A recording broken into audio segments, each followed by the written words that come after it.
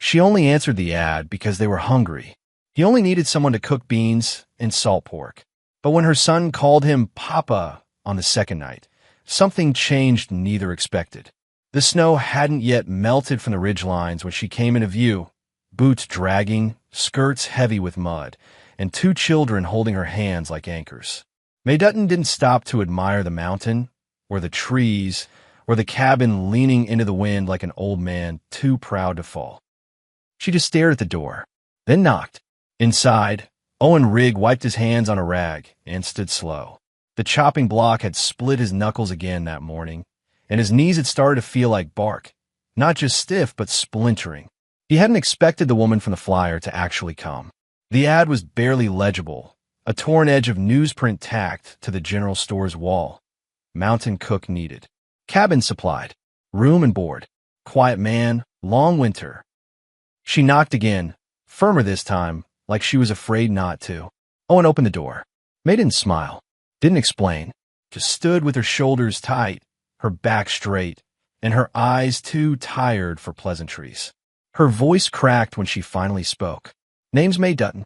I cook, I clean, and I've got two with me. She looked down at the children, one on each side. Tommy's 5.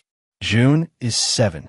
Owen's eyes flicked from her to the children, and then back again. He wasn't a man who expected softness in the world. He'd buried his wife up on the ridge 2 years ago, wrapped her in pine, and lowered her himself. Since then, the stove went cold more nights than not. He lived in silence. He'd learned to like it. Still, something about the way that little boy leaned against her leg, about the girl's bare hands holding onto her skirt with fingers red from cold, made Owen step back and nod once. All right, he said. You'd best come in. The warmth of the cabin hit them hard, and May's knees buckled for a second before she caught herself.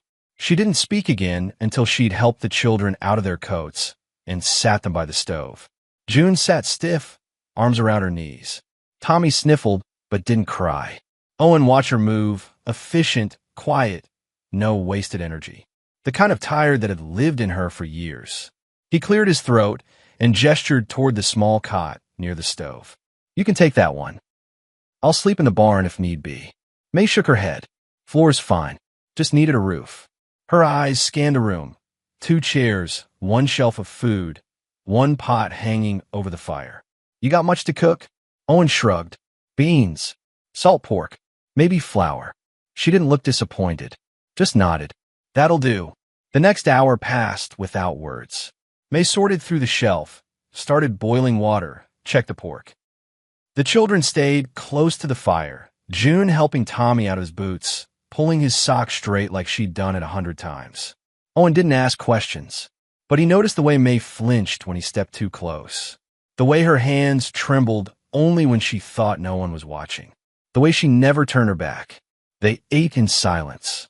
Beans, thick with salt and smoke. Owen hadn't had food that good in years. Tommy was the one who broke it. Are you a papa? He asked through a mouth full of beans, blinking at Owen like he'd just solved some riddle. May froze. Her spoon hovered midair. Owen didn't flinch, just looked down at the boy and said, I was. Tommy nodded like that, made perfect sense. You can be ours now. May's spoon clattered against the pot. She stood so quick the chair scraped loud against the wood floor. Tommy, she said, voice sharp, warning. But the boy just stared up at Owen with wide eyes. I don't got one. Mama says the one before wasn't worth keeping. Owen didn't smile, didn't look away, just nodded once and said, then maybe I'll try to be worth something. May didn't sit back down. That night, the children curled up in front of the fire. May stretched out on the rug beside them, and Owen lay awake in his cot, staring at the ceiling like the ghosts had returned.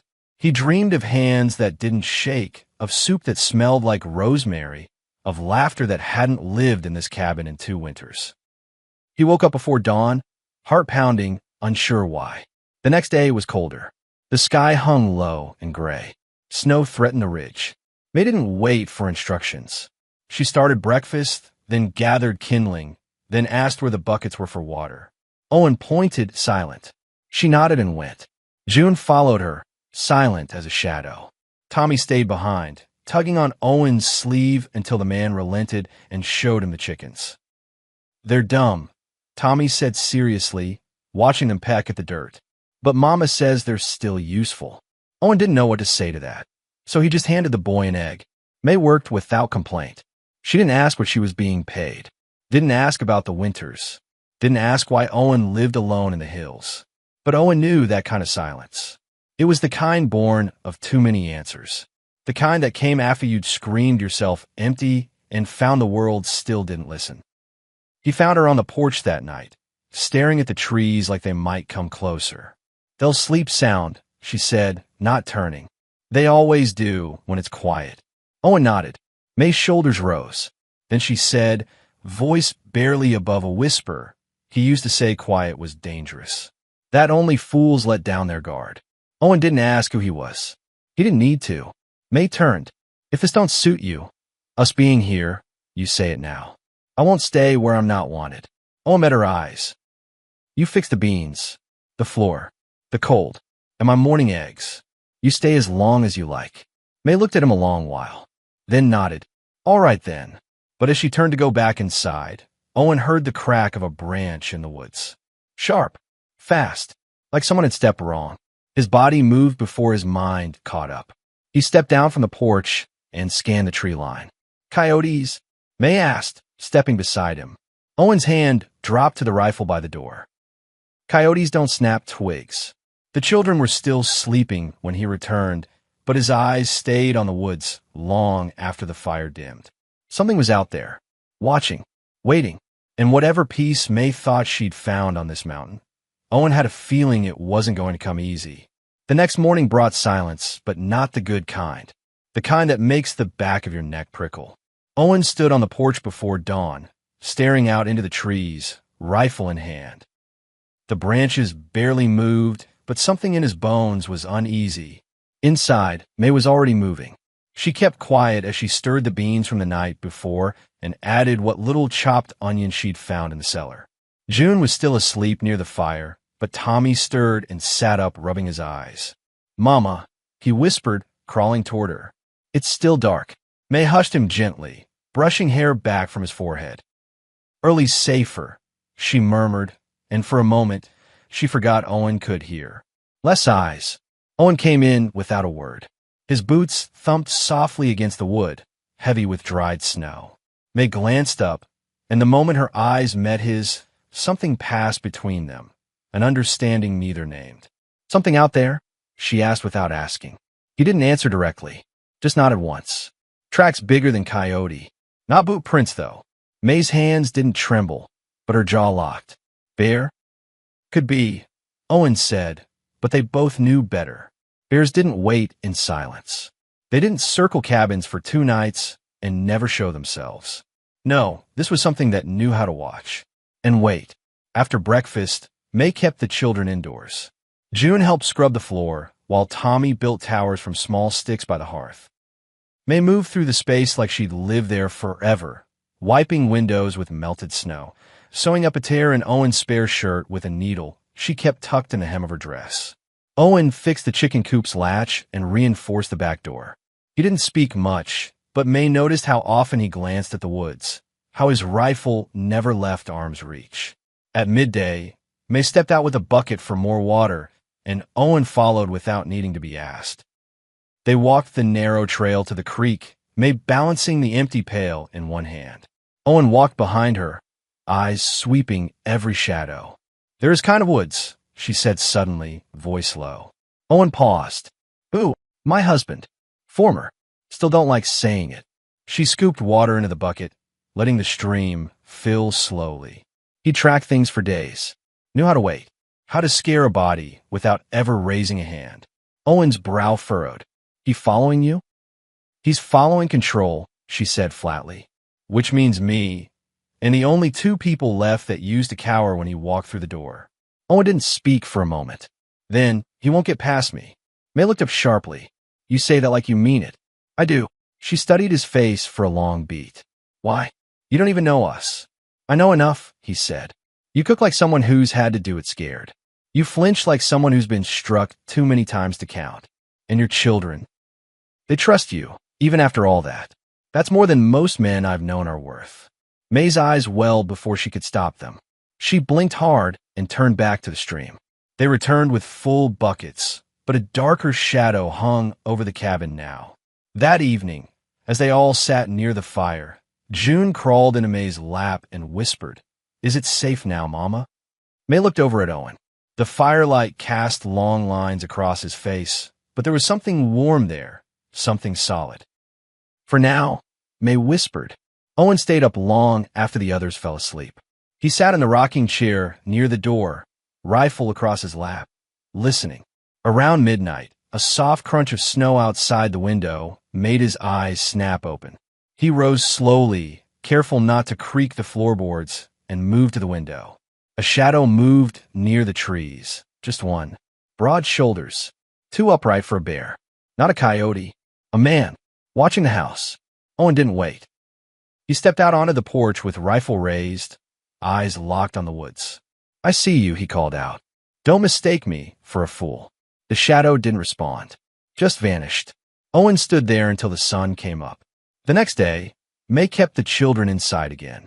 June sensed something was wrong and didn't ask questions. Tommy grew restless and began to draw with bits of charcoal on the cabin wall. He drew a tall man, a little girl, a son. Owen watched him, wondering what picture the boy saw in his mind. That afternoon, May stepped outside to hang laundry, and June went with her. The sun had broken through the trees a little, and for a moment, it felt like safety might be something they could believe in. May's fingers were red from the cold, but she didn't complain. June handed her clothespins dutifully, humming a tune Owen couldn't place. Then a branch snapped, closer this time. May froze. June stilled. Owen burst from the cabin with the rifle already in his hands. Nothing, just wind and branches. No prints in the snow.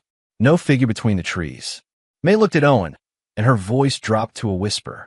"He's playing. He wants us to feel it before he comes." Owen nodded grimly.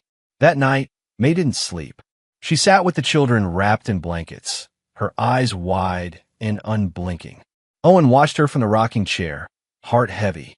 He hadn't planned on this, hadn't wanted this. But now the idea of them leaving. Tommy woke crying near dawn, tears soaking his cheeks. May gathered him in her arms. "Just a dream, baby."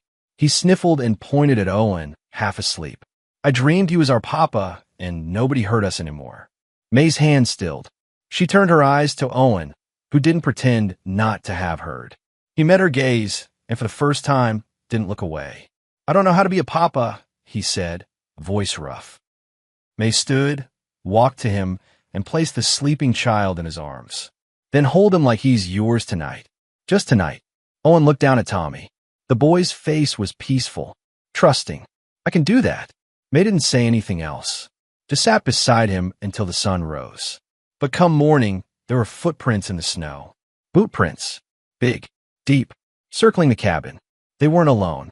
The boot prints were deliberate, circling the cabin once, twice, then vanishing toward the east slope like a man wanting to be seen before disappearing. Owen didn't call attention to them with panic, didn't let the children see. He just looked at May, nodded once, and fetched the axe. He'd been silent most days, but this morning he worked with more urgency than she'd seen in him yet. He split wood like every swing carried more than just a task, like it carried warning or preparation. May kept the children inside. June braided bits of torn cloth into pretend doll hair while Tommy sat at the window, watching Owen like he was watching someone he wanted to become. May stood over the stove, stirring a pot of beans and salt pork, but her mind wandered every few seconds. It had been over 2 years since she left her husband in the night. Just her and the 2 children then. The 3rd child she carried without knowing. And the 4th, well, he was born in hiding, named Samuel after the prophet who heard God's voice in the silence. She believed silence would save them.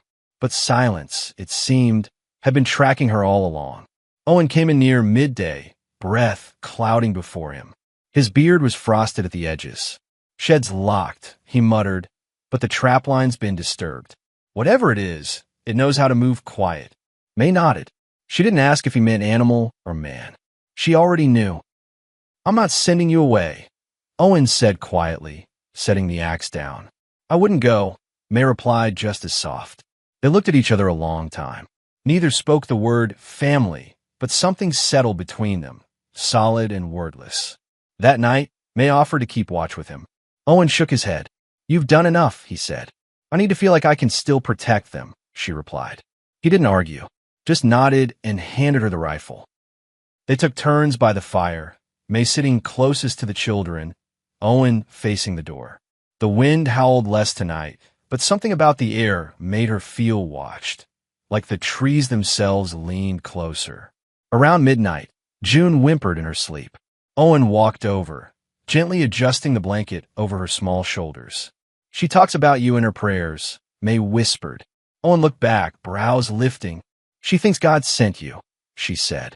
"She says he didn't forget us after all." Owen swallowed hard, then returned to his chair.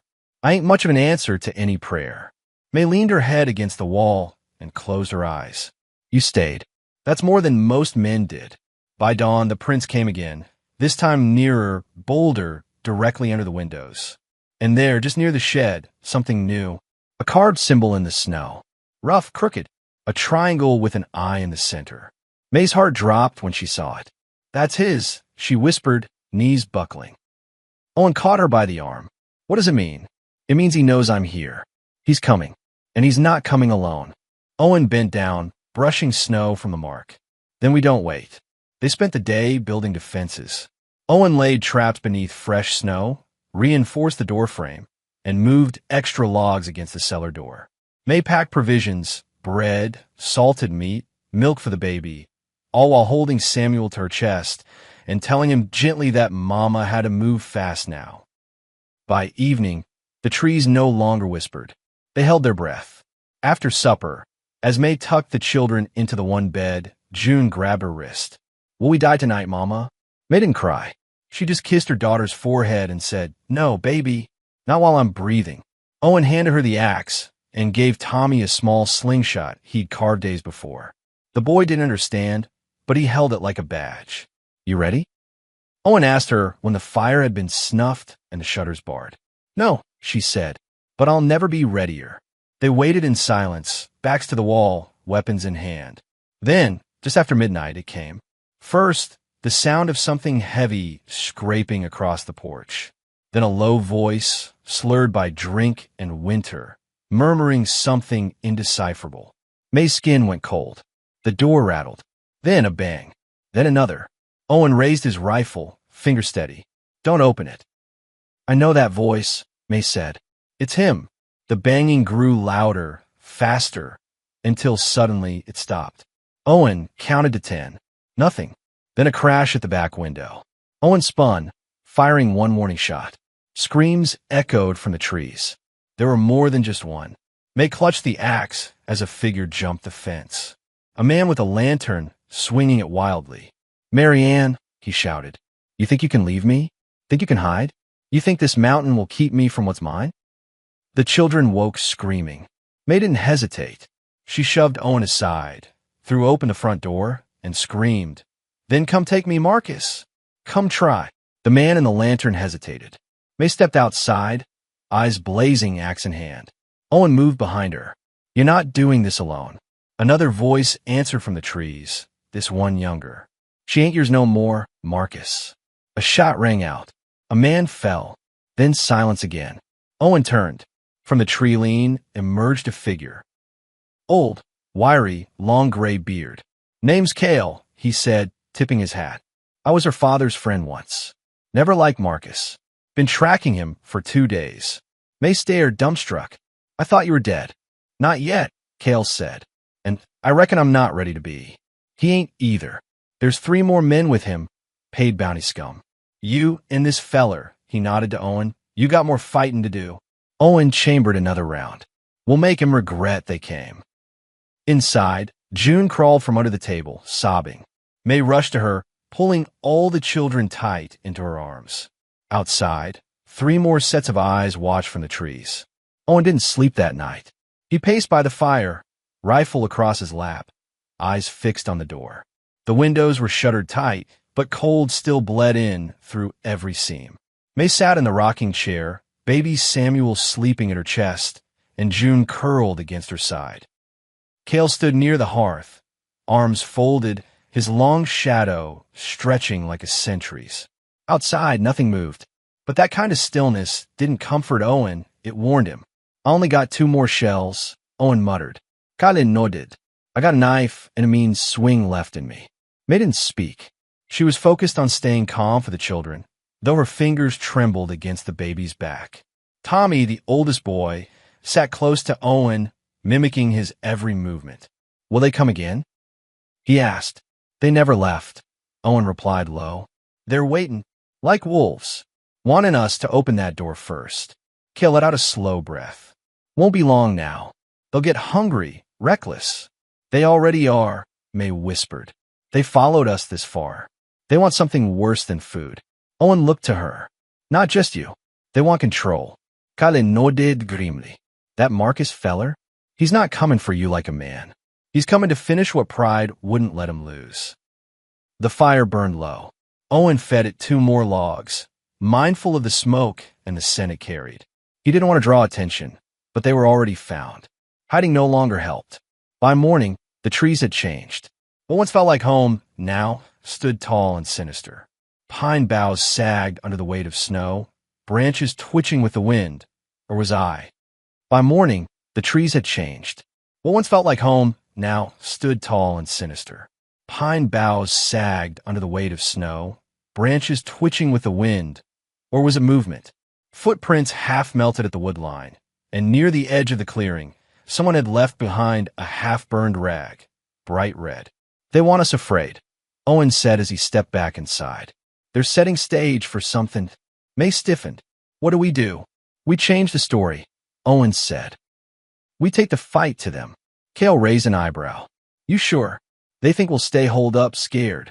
Let's give him a surprise. The plan was dangerous. Owen would move first, circle behind their last known tracks, flush them from the woods. Cale would guard the house with May, who refused to be idle.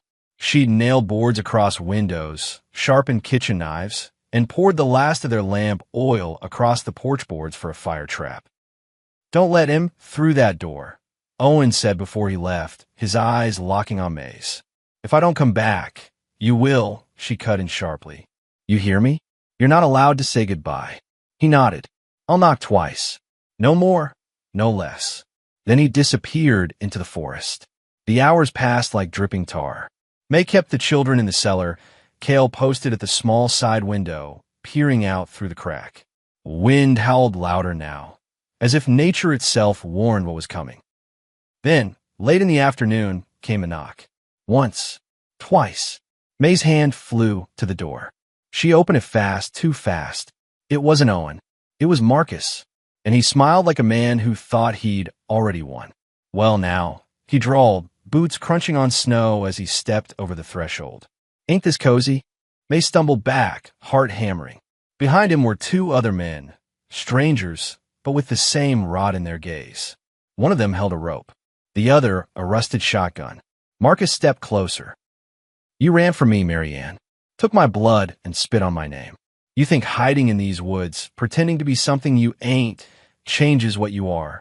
Cale raised his knife, but one of the men kicked his cane out from under him before he could step forward. Cale collapsed with a grunt. Leave him, Marcus snapped. Old fool's not our concern. He looked back at May. You're going to come with me quiet, or I'll burn this place and the brats inside it. May stood her ground, lips tight, back straight. You're not taking me anywhere. Oh, honey, he sneered. I already have. But just as he reached for her arm, the porch boards groaned and flared with fire. The trap had been sprung. Owen had returned. A crash of wood, a howl of flame. A fist flew through the smoke. Owen's, and it met Marcus's jaw with a sickening crack. The rope man fell backward, screaming, coat lit by the blaze. The shotgun fired, wide, deafening. But the shot tore through ceiling timber instead. Owen didn't speak. He didn't yell. He moved like a man possessed with purpose, knocking the second man unconscious with the butt of his rifle before pulling Marcus out onto the porch and slamming the door shut behind them. May rushed to Cale's side. Are you all right? Go, he barked. Go help him.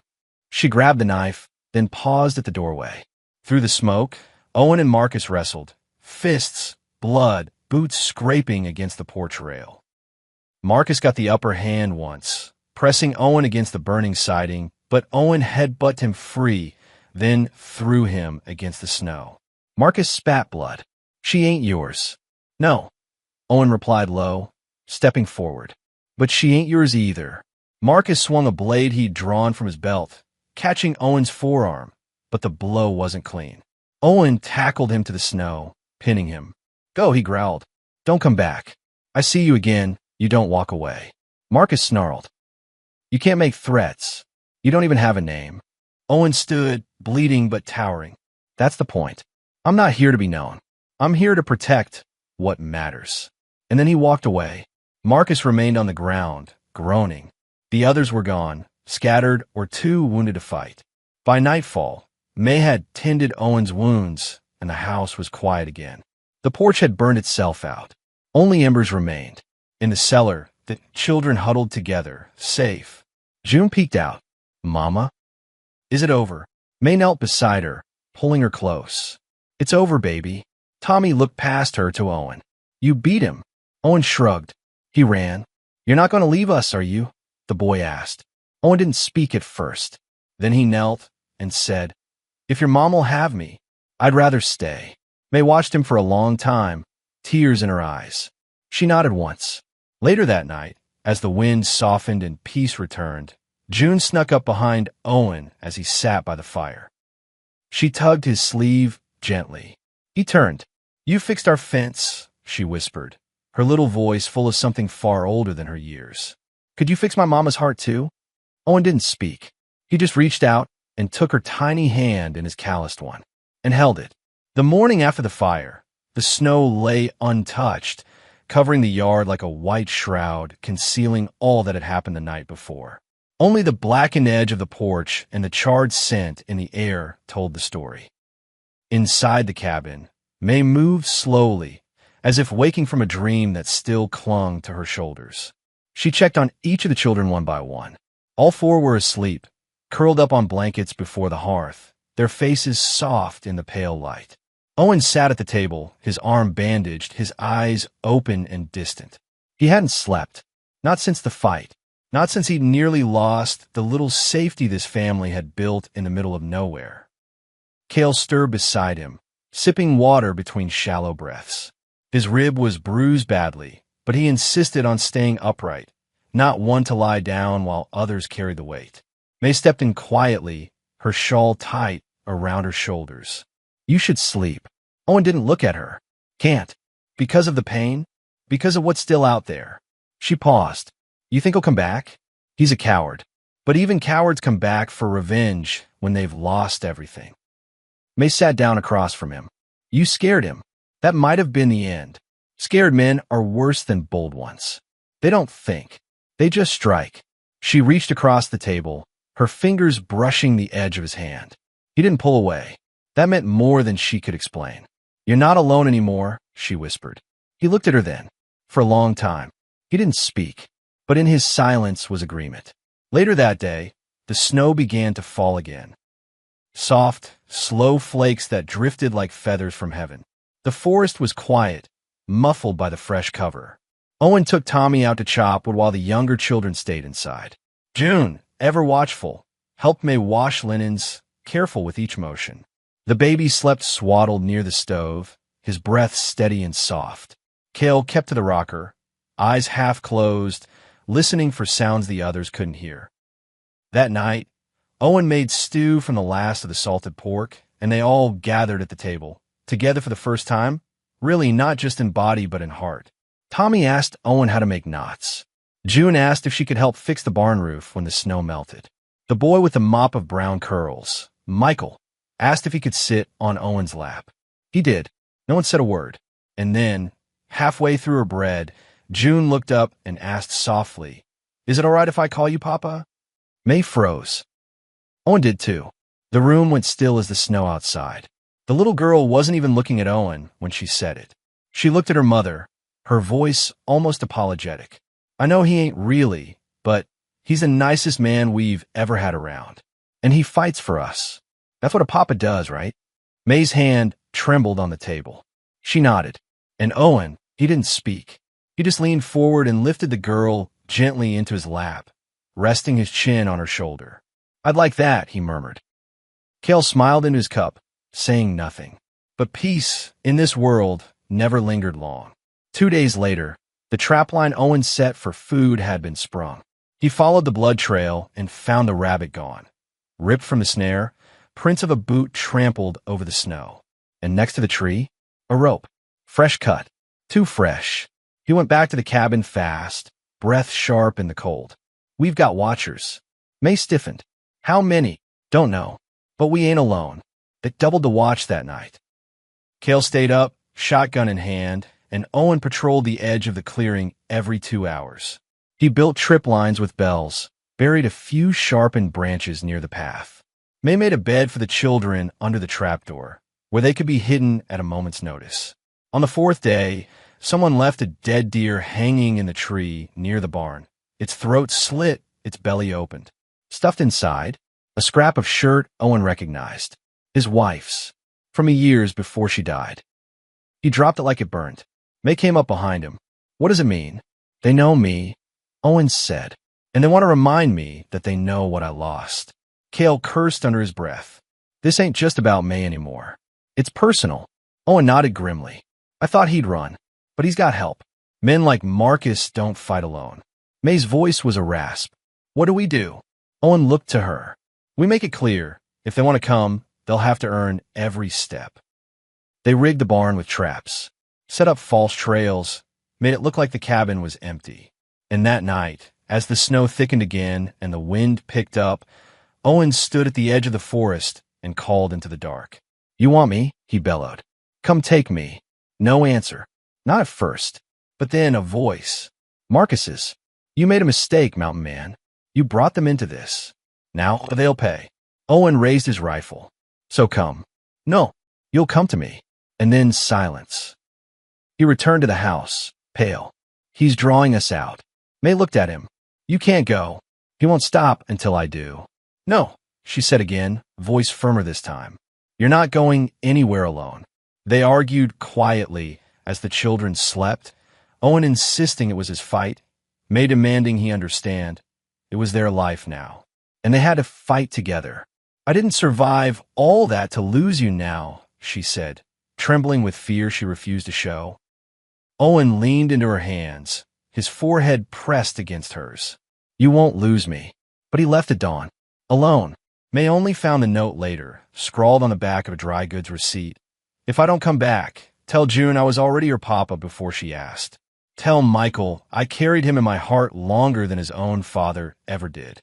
And tell you I loved you the second I fixed that fence." May pressed the paper to her chest. Then she packed a bag, strapped a knife to her belt, and went after him. Cale didn't try to stop her. He only handed her the second shotgun and whispered, "Bring him home." In the woods, Owen tracked the trail Marcus had laid. It led far, over 2 ridges, past the old logging road, deep into the heart of the valley. The sun hung low, red and tired, and the wind grew teeth again. He walked until he reached a clearing. There, waiting, were 3 men, Marcus among them, and behind them, roped to a tree, arms bound, another woman. A bait, a trap. Owen stepped forward slowly. "Let her go." Marcus sneered. "Trade. You for her." "No trade," Owen said, lowering his rifle. "Just me." Marcus didn't expect that. He signaled the other 2 to grab Owen, but that's when the trap turned. May stepped from the trees, gun raised, and she wasn't shaking. Not anymore. "You let him go," she said. Marcus laughed. "You? Please." But he didn't see the second figure step behind him. Golly, how the old man had hobbled that far, no one could guess.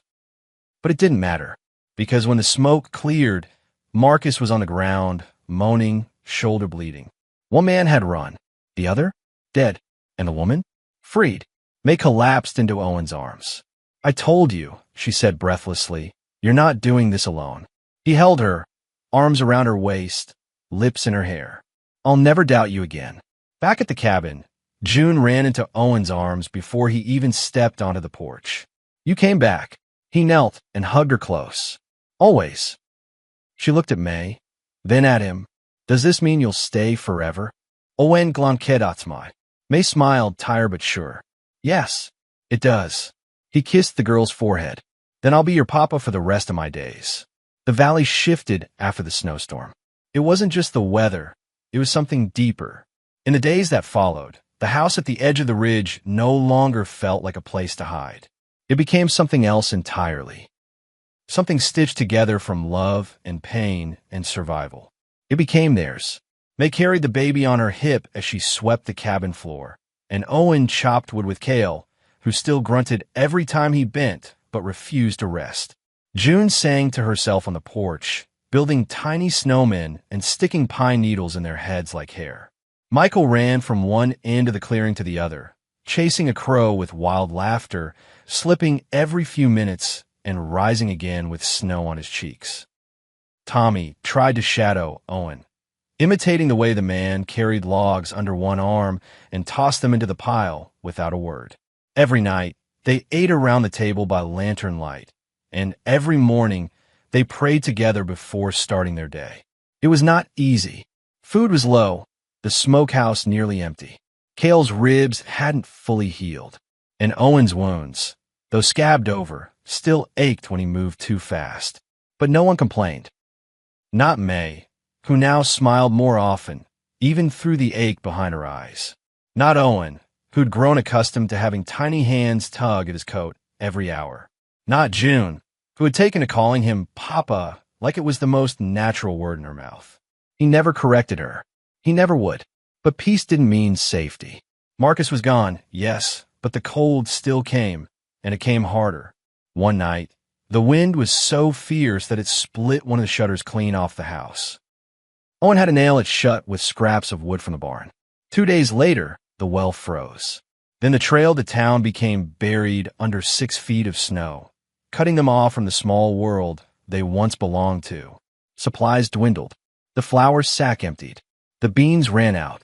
They rationed dried meat to 2 slices per meal. May quietly went without more often than not. And when Owen found her faint one morning, bent over the stove, he lifted her without a word and placed her on the bed. "You can't starve for us," he said. "That's not what love is." She looked at him, pale. "It's what a mother does." He shook his head. "You're not alone anymore." That night, he took Kale aside. "We need help." Kale nodded. "I'll go. You're in no shape to ride." "Don't need to ride. You'll freeze." "Then I'll freeze moving, not sitting useless here." They argued long into the night. But it was June who ended it, climbing onto Owen's lap, her eyes solemn. "Papa," she said, "if you go, Mama will worry herself sick. And if Kale goes, he might not come back. Why can't we all stay together this time?" Owen wrapped an arm around her. "Because sometimes, baby, love means risking a little to save a lot." In the end, Owen saddled the mule before dawn. May packed him bread and dried apple slices and stitched a second scarf from an old wool shirt. He promised he'd be back in 3 days, for if the roads were worse than expected. June cried quietly into his coat before he left. Michael clung to his leg. Tommy stood straight, arms stiff, pretending not to cry, but Owen knelt and hugged him anyway. "I'll come back," he promised. "With more than food." "More what?" Tommy asked. Owen smiled. "Hope."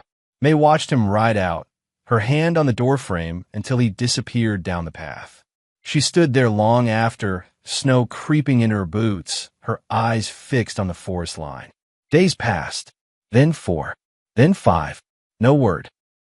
The nights grew colder, the snow thicker. The baby cried from hunger more often. May stretched what was left, turned 2 eggs into soup, tore bread into smaller and smaller pieces. Kale tried to trap rabbits, but his old hands had lost their steadiness. By the 7th day, May could no longer hide her fear. She lit a candle at the window every night, sat on the porch long after the children were asleep, rocking slowly, listening for hooves. Kale sat beside her on the 6th night, blanket over his legs. "He's not dead," he said. "How do you know?" she whispered. "Because a man don't go through fire for something he doesn't plan to come back to." She covered her mouth to keep from sobbing. On the 9th night, the baby wouldn't stop crying. June pressed her fingers in her ears. Michael tried singing, but his own voice cracked. Tommy offered to sleep outside, so there'd be more room near the fire. May told him no, wrapped all 4 children in blankets, and pressed them together like logs to stay warm. "I'll go out at sunrise," she whispered to Cale. "If he ain't back by then." Cale nodded, then said, "He'll be back before you do."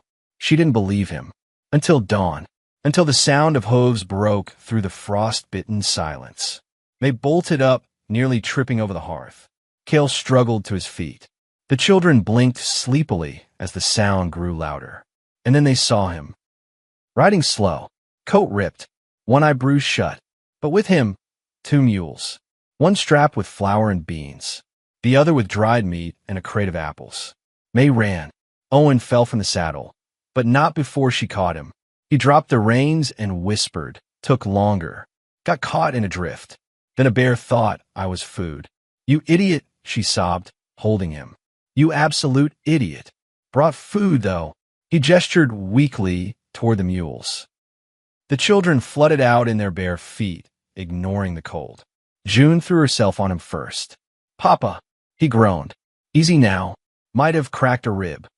Cale shouted from the porch, "You're a stupid, hard-headed miracle, Owen." May pulled him close again, this time pressing her lips to his cheek. "You didn't die. I told you," he whispered. "I bring hope." She leaned her forehead to his. "Next time, bring yourself back faster." They spent the rest of the day unloading supplies. Cale cleaned Owen's wounds. "My bucket cornbread." The children laughed again. The baby finally stopped crying. That night, after the house was fed and still, Owen sat beside May on the porch. The candle still burned in the window, flickering in the breeze. "You know," he said slowly, "I wasn't just going to get food." She turned to him. "What then?" "I went to town for the papers." "What papers?" He reached into his coat, pulled out a folded stack. Her breath caught as she read the first line. "Application for marriage by special license." Her hand flew to her mouth. "I didn't ask yet," Owen murmured, suddenly nervous. "Didn't want to do it wrong. But I figured. I've already stayed. I'm already theirs. And I want to be yours." She looked at him, eyes wet, heart so full she couldn't speak. "You fixed our fence," she finally said, voice trembling. "You fixed everything." He took her hand in his. "Will you marry me, May?" She nodded before he even finished the sentence. Inside, June peeked from the curtain and whispered to Michael, "I told you." He fixed her heart, too. The next morning the world awoke in a gray hush, the sky heavy with lingering clouds, as if mourning the past night's carnage and promising that life would, against all odds, persist. Inside the small cabin, the air was thick with the mingled scents of wood smoke, damp earth, and fresh bread that May had baked in quiet determination. In the aftermath of that long and brutal night, the one in which Owen had fought off Marcus's gang with raw grit and the timely intervention of May and the children, the household had come together in ways that defied the harsh simplicity of frontier life. Now, every creak of the wooden floor spoke of survival. Every soft murmur between breathless voices was testimony to redemption, and every tender word whispered in the dim lamplight bore the hope of mending hearts that had once been shattered. May sat at the worn dining table, her hands cupped around a chipped porcelain mug filled with weak but warming tea. Her eyes, still heavy with exhaustion and sorrow, followed the slow passage of steam curling upward. Across from her, Owen, with his arms still bandaged from wounds earned in the last desperate fight, cleaned his rifle methodically, each stroke of his rag smoothing away the red reminders of violence from his weathered hands. Between them, on the table, lay a neatly folded document. The marriage papers they had finally signed amid tears, fierce declarations of commitment, and the unspoken promise that love could emerge in even the bleakest winter. Outside, the wind had calmed, its earlier howls replaced by a gentle murmur as it swept through the pine boughs. The children, once frightened and tearful, had begun to find their own rhythms in this unexpected family. Clara, the little girl, had learned to laugh softly, her bright eyes sparkling with a hope beyond her years, while Tommy, ever the curious one, improvised games with a slingshot carved by Owen, And even baby Samuel cooed, his small face crinkling in a way that made May's heart swell. The new life in the cabin was fragile but resilient, a tapestry woven from threads of loss, hope, and relentless perseverance. That morning, as the pale light of dawn filtered through the frosted windows, Nora, May's closest friend who had come by the previous week to check on them, arrived with a small bundle of provisions. She found May and Owen on the porch, sitting side by side in silence, watching the dew-soaked fields wake under a chilly sunrise. Nora, May greeted softly, her voice low and filled with both gratitude and weariness. "Thank you for coming. We needed a reminder that we're not alone in this struggle." Nora nodded, setting down a basket of freshly baked rolls and a jar of homemade jam. "I always knew you'd come through. You fixed more than a fence, May. You fixed hearts, even if you didn't see it." Her eyes drifted to Owen, who was watching the horizon with a quiet intensity that spoke of battles fought and promises kept. Outside, the remnants of last night's threat still haunted the edges of the clearing.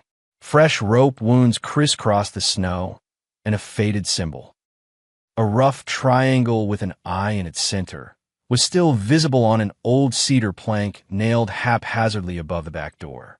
Owen's gaze hardened every time he saw it, but he said nothing. It was a warning, a final message from a man whose cruelty had been stained with the bitterness of lost pride. And that warning was a promise that danger might one day return, though for now, the family would hold fast.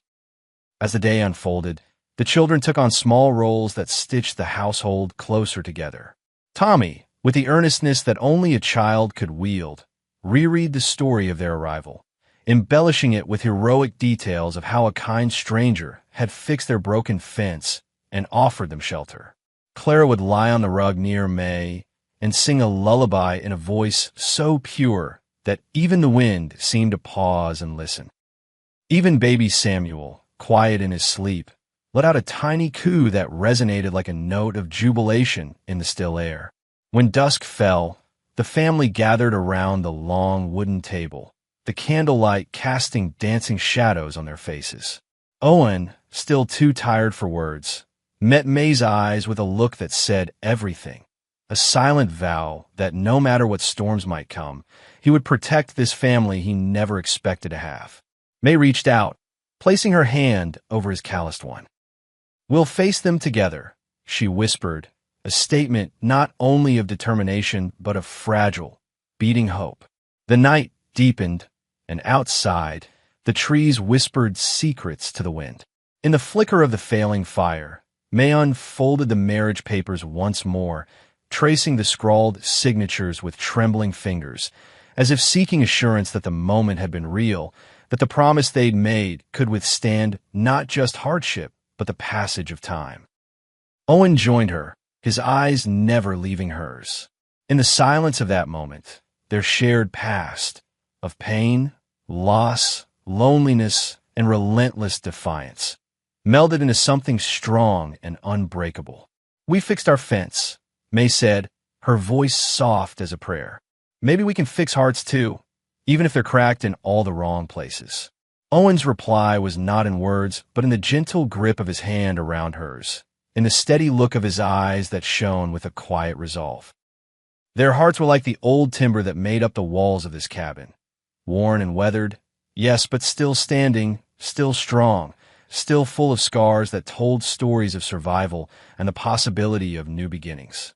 Later that night, after the children had been tucked in and the household had sunk into a weary but hopeful sleep, May crept outside with Owen to the back porch where the lingering threat still seemed to echo in the silence.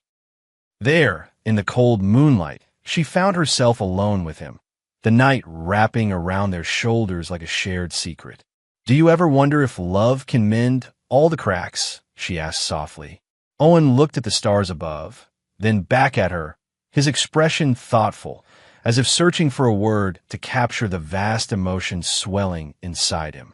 "I think," he said slowly, "that love isn't about erasing the pain. It's about learning to carry it together until it doesn't hurt as much." May rested her forehead against his. "I've been broken for so long. I didn't think I'd ever be worth fixing." You are, he murmured, because every part of you is stitched together by every moment you've survived, by every tear you shed. And I choose you. His voice was low, resonant with conviction. In that moment, the wind no longer carried the whispers of old threats. It carried the promise of something new. The past was a heavy load, yes, but here, in the glow of that battered porch light and the gentle strength of a man who had come to be her unexpected savior, May felt something stir in her heart that she had thought was long dead. It was hope, raw, tender, and defiant. Time ambled on through the winter, each day a small chapter in a story of quiet rebirth. The family learned to rely on each other in ways that made them stronger. Owen taught the children simple songs by the fire, his deep voice enveloping them in warmth. May found solace in the simple acts of tending the garden that had begun to sprout even amidst the cold. The children, with their unburdened laughter and innocent questions, slowly filled the silence in the gaps of her heart. Every so often, the memory of what had come before, the long nights of despair when no one came to fix the fence, when a little girl had begged for a heart to fix, flashed through her mind. But each time, she looked around at the life building inside the cabin and on the frozen field, and she knew that the remnants of her pain had been transformed into something resilient. The house, once empty and echoing with sorrow, now buzzed with the sound of hope, even if it came in soft whispers. One bitterly cold evening, as the wind carried the promise of another storm, May gathered the children close and looked out through the frosted window at the dark silhouette of the mountains. There, against the sky, she saw the first hints of dawn, a gentle light slicing through the gray. "This," she told them softly, "is our new beginning." In the quiet that followed, Owen approached, his hand warm in hers, and spoke with a clarity that belied his gruff tone. "We'll face it all. Every storm, every night, and we'll do it together. I fixed that fence because I had nothing to lose. But now, I've gained something far more precious."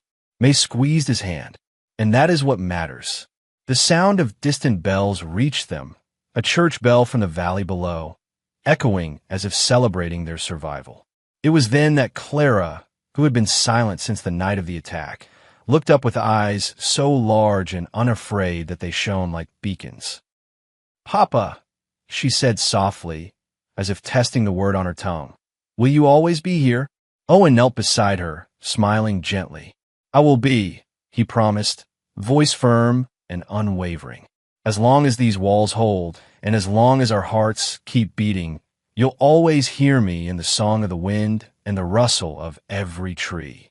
May watched them, tears of bittersweet joy pooling in her eyes. It had taken so much to get here. A lifetime of broken promises, silent farewells, and a dark winter where every shadow had seemed to whisper of loss. Now, the sound of a little girl's voice calling him Papa was louder than any past pain. It was love reborn. In the days that followed, the community began to notice. Neighbors stopped by with warm pies and hearty laughter. The local schoolteacher offered to read to the children under the large oak in the yard, and even the town's grizzled sheriff paused by the gate to nod in quiet approval. They saw that something had changed in the cabin, a transformation that went beyond repaired fences and mended roofs. It was a renewal of spirit that even the harshest winter couldn't extinguish. One afternoon, as the sun set in a blaze of scarlet and gold, May sat on the porch with Owen, the children playing quietly around them. Clara climbed into her lap and said, "Mama, Papa, I want to tell you a secret." Her voice was hushed yet insistent. May looked at her with gentle curiosity. "What is it, darling?" Clara's eyes shimmered. "I dreamt that one day, a long time from now, a big house would stand on a hill, and all our memories would float on the wind like sparkles, and no one would ever be lonely again." Owen and May exchanged a glance, a silent conversation of hope, grief, and love intermingled. "Do you think it can be real?" May asked softly. Owen pulled her close. "As long as we're together, every dream is real." The night wrapped around them like a promise. They sat there until the stars glittered above, and in that soft darkness, The love that had grown slowly and painfully now shone brightly. Every touch, every shared silence, and every whispered word became part of a new story. One that wasn't about fixing old wounds, but about creating new ones that, together, could mend the fabric of a family. As dawn approached, May took a final look at the horizon where the mountains met the sky and murmured, "We fixed our fence."